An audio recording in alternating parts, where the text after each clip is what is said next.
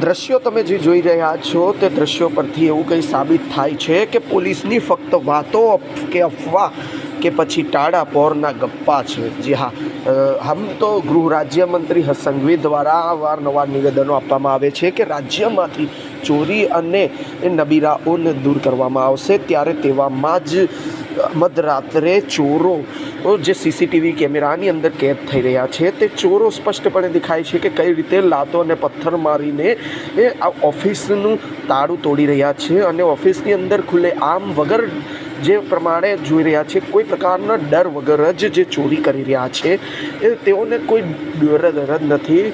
સાહેબ, ક્યારે આવા ચોરો સુધરશે અને ક્યારે ગુજરાતની અંદરથી ચોરી નાબૂદ થશે?